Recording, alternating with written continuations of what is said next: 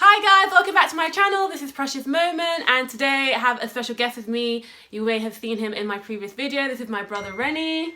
Hi guys, hi again, another Sunday. Yeah, it's another Sunday during another hustle. Yeah, during the lockdown. Today's video is going to be quite interesting. It's going to be a bit different. And basically, we're going to be talking about university, transitioning to workplace, and kind of like how to get yourself settled. So for those of you guys who don't know, I'm in my 4th year at uni. Obviously, I've still got another 2 years left because I do study medicine. Right. But a lot of my friends, they graduated last year or are graduating this year. Crazy. And I asked them a couple of questions about what would you ask somebody who's already done the process before, and they came back with loads of different questions. And I do think this video is going to be pretty long, so I possibly split it into 2-3 parts anyway. But yeah, so the first part, I figured we'll start off with a bit of my brother's process, so like college, uni, and then we'll go into like the kind of questions that my friends have asked, and I've tried to group it as best as I can.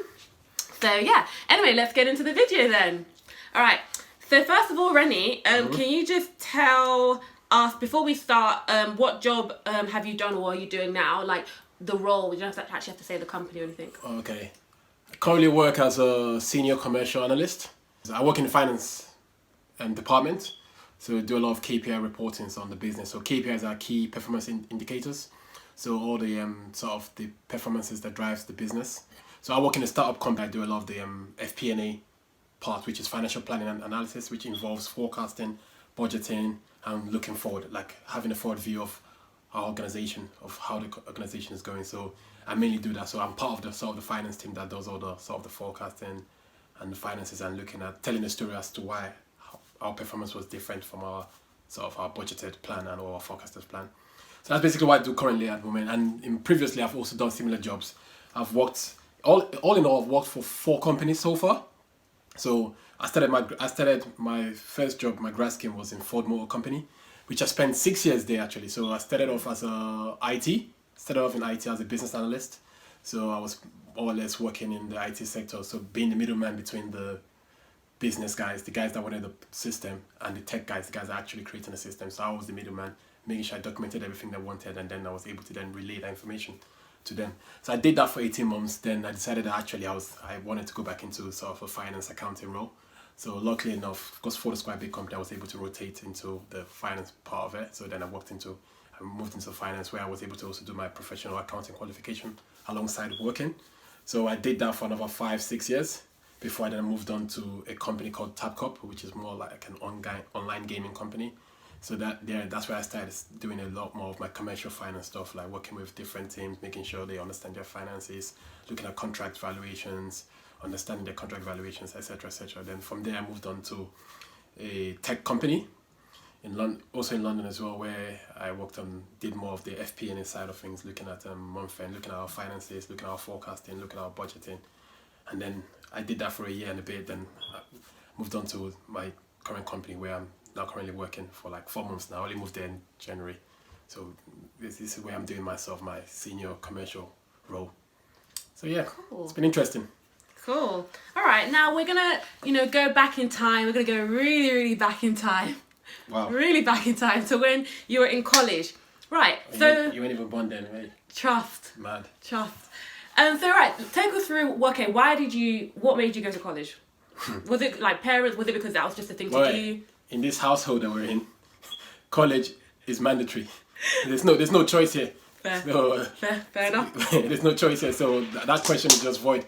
You have to go to college, whether you like it or not. It's part of how did you choose what you studied then? Well, what did you study in college? So I did A-levels, mathematics, chemistry, biology, and financial services. I didn't even know that was a thing to do. I think that's more, I don't even know, like some colleges do it, some colleges don't do it, financial services.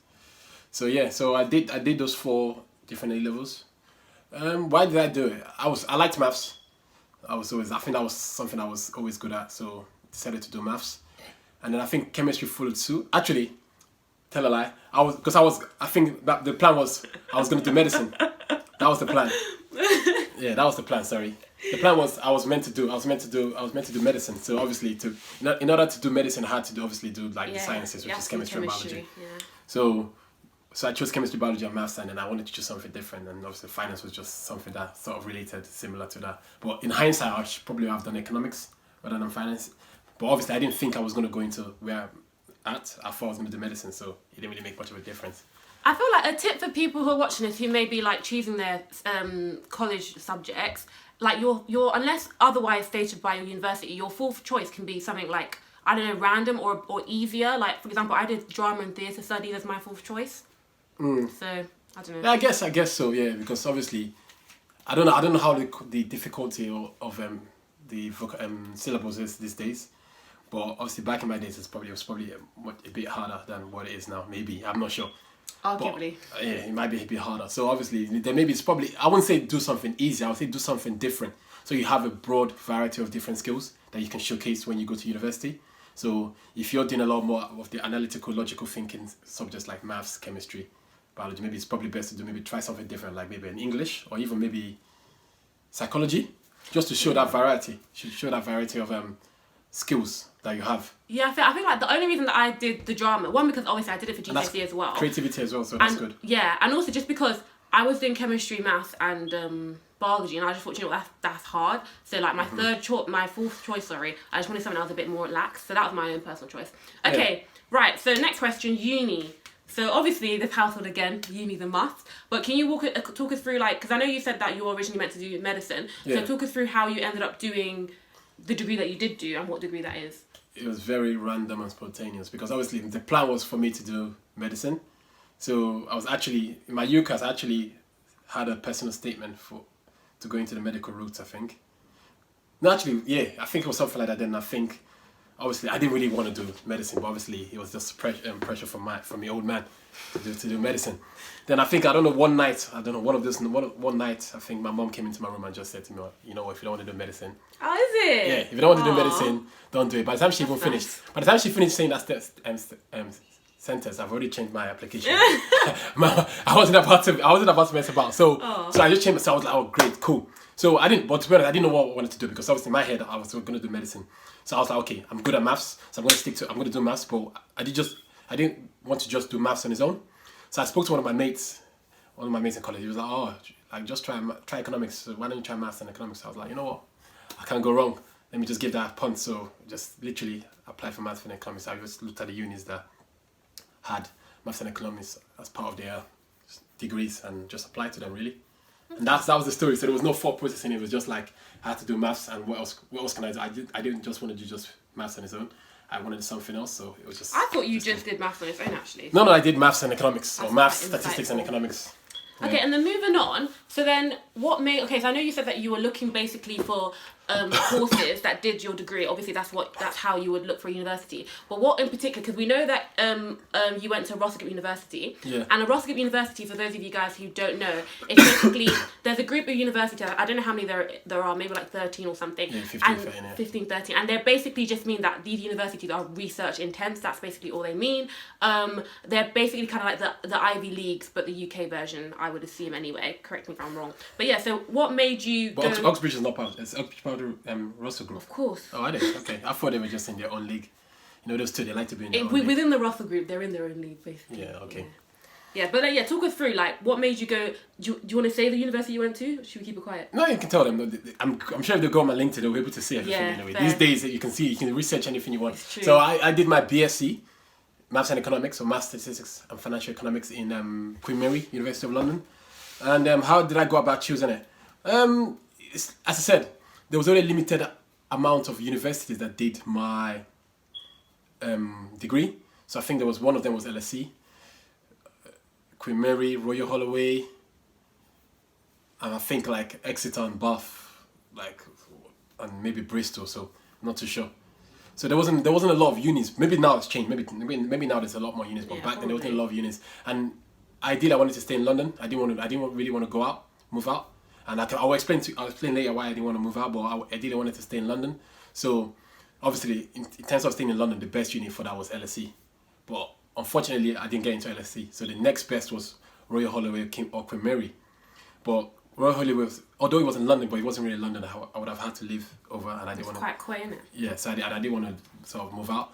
So Queen Mary was sort of the next best option for me. and it was quite close. It was convenient in terms of commuting, and it was still quite a reputable university. So that's how I got to sort of go into picking my university. But obviously, ideally, the better the university, the better it is for you in the future. Anyway, if you go to a more reputable university, you'll probably find out in the future that it's probably easier for you to get interviews, not roles, but get interviews, because a lot of recruiters or a lot of companies tend to look at university and be like, oh, you went to a good university, okay, which means that you're probably clever, but that is not always the case. So would you say, then, let's say if we have an Oxbridge candidate and then we have like let's say Birmingham, but not in a bad way, because Birmingham is quite sick. I would have applied, but the entry requirements are too high for me, so I couldn't. He's about that. No, I did. From Birmingham? Yeah. That's okay, I didn't know they were about that life. Trust, that's Oxford standard. But anyway, so let's say you had an Oxbridge person and a Birmingham person. So an Oxbridge person will be more likely to get the interview, but then let's say Birmingham person was also lucky enough to get an interview. Would you then say at the interview stage you're on the same playing field? No, once you get to that interview stage, then it's all a level playing field. So it doesn't matter about what uni you went to. No, because what uni you go to only helps you to get to that interview stage. Okay. So when you have like 200 applications, then that's how they use to differentiate the men from the boys. Because there's a difference. Or the girls from the women. Or the girls from the women. There's a lot of different prerequisites that they'll probably highlight. So they'll look at obviously grades, but they'll look at university. But if you're fortunate enough to get to that interview stage, then it's all a level playing field, because at the end of the day, you're going there to show your soft skills. You're not going to go there and be like, hey, I went to Oxford, because that's not going to get you the job. Do much, is it? Yeah, that's not going to do much. All right. And so so once you get to that interview stage, then it sort of goes. There might still be some recruiters or some hiring companies that might still like, okay, look at you favorably because like alumni stuff. Yeah, because you went to Oxford, they'll be like, oh, okay, this guy. They already have that favoritism and they already have the expectation of you. But then that could work the other way, that they have the high expectations of you, and then if you don't meet it, then that's true. Yeah, actually. so there's two ways to it, but obviously going to a good uni always helps, because I've seen that in my own time when I've gone to people have looked at my CV and they're like, oh, you're quite clever. They've already made this assumption because of my grades and because of the university I've gone to. They're always like, oh, you're quite clever, you're this and that. So the expectations of me are already there. So now it's up to me to now meet that expectation. So yeah, so it goes both ways. Cool. And then just last bit about him, basically, before we move on to the kind of questions about transitioning to work life and work life in general. Would you just give us a brief summary about uni life in general? I guess, to be honest, my uni life is probably different to a lot of people's uni life, because as I said to you, I stayed at home in uni. So for me, uni life, especially when I did my BSc, uni life probably wasn't, maybe it probably wasn't as I wouldn't say enjoyable, but probably wasn't as different to me as it would have been to other people that went away for uni. So whereas with me, it was still like business as usual, it was still like life as usual, because I was just going to uni and coming back. So I probably didn't get to embrace or feel that uni culture as someone would have done if they moved away. And the reason why I said that is I did my MSc, my master's in Exeter. And then that was a totally different life, and that was a totally different culture to what I'm used to, because obviously I moved away. So I sort of got to embrace a lot of different societies, and maybe that pushed me on to get involved in a lot of different uni societies, so that I felt like I wasn't lonely. So I felt like I was busy, actively being sociable. Well, while you were doing your BSc in London, and obviously you were staying at home, do you think staying at home made a difference in like your overall academics? Like, do you think like you were more on it, or do you think you were more like complacent, let's say? For me, I think that question it depends on the individual. You can go to Timbuktu, and if you have that personal motivation, and that's what you need. You have that personal motivation, then you do it. Because I can't really say, oh, staying at home helped me, because I went away for my master's and I still got good grades. So it's all about that personal motivation. It's all about that personal motivation. If you have that personal motivation, then you do well, because you can easily stay at home and don't do nothing at the end of the day. So I think in terms of achieving what you need to achieve, you yourself it has to come from you first. No one else can push you to it. Obviously, it's always good to have healthy competition. And the reason why I said that is, I remember when I was in college, I moved to a college in a different borough to where the borough that I lived in. And when I moved to that college in a different borough, I met people that obviously had high expectations because they all wanted to be doctors and dentists and engineers. That's so true. I was now liaising and I was now socializing with people that all they wanted to do was do well. So that naturally made me also want to do well as well. So it's also the environment you're in as well that helped. So obviously during college, because I had these guys that thought they were the best, I was like, okay, let me show these guys that there's a black kid from another block that come and show them who the best is. So that also helped me. But in terms of university, you have to have that self-motivation yourself. If you don't have that motivation yourself, no matter what happens, whether you're staying at home, whether you're staying away, you're gonna struggle. So you need to have that self-motivation that you want to actually do well. And once you want to do well, then you're definitely gonna do well. Right. Okay, guys. So I'll probably end this as part 1 of the talk. But do stay tuned. I'll be uploading part 2 very soon. In part 2, we're going to explore more about, the kind of transition from uni to work life, and also kind of work life in general, kind of work politics, racism, any things to get ahead in work life. But if you do have any more questions, then please feel free to comment below, DM me, and make sure to subscribe. I would say DM me, but I haven't got no socials. He doesn't actually. He uses mine to do whatever he wants to do. Exactly. But yeah, remember to subscribe, like, comment, and share. So thank you very much. See you no more.